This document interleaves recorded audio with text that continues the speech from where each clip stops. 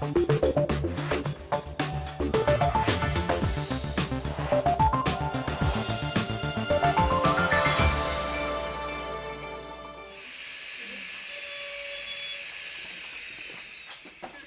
Al-Muallim is a craftsman living an hour outside Lebanon's capital, Beirut.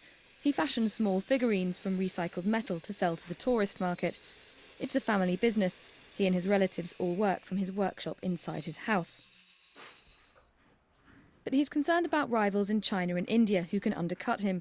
It's something his peers in Lebanon are worried about too, and that pushed him into setting up a syndicate for craftsmen.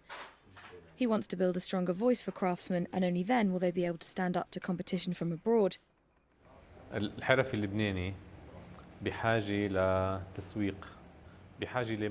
craftsmen need the marketing, and they need to connect to other markets outside of Lebanon, because the market here is very small. We need a special marketplace for everyone to sell their products, and this will help them work together and to become a destination for people who want to buy crafts. No one will go all the way to any one craftsman.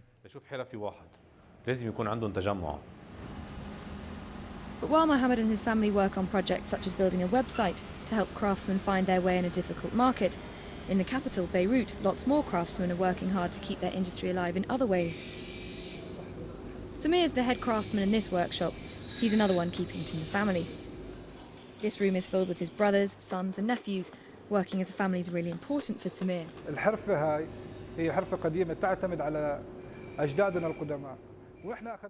This craft is an old craft that we inherited from our ancestors. I learnt it from my grandfather. The reason families do this is because it needs a lot of patience, and there is no way you can get a stranger to sit down and do something over and over and tell him to be patient. It needs patience because it's hard.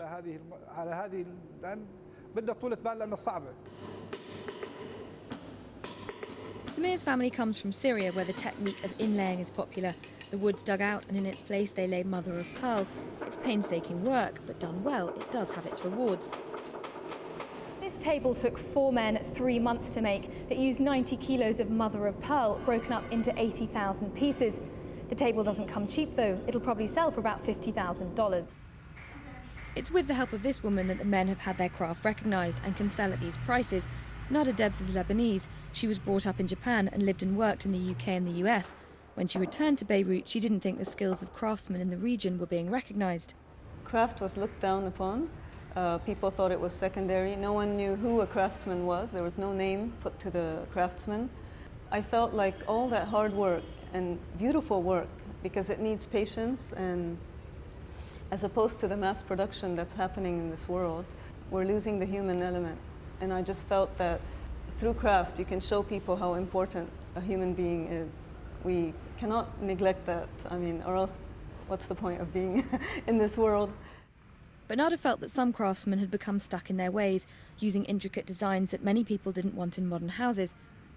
She saw a way to combine traditional craft with cutting-edge design, and using traditional skills to make unique pieces of furniture from the Middle East also meant that she wouldn't be competing with cheaper products from China and India.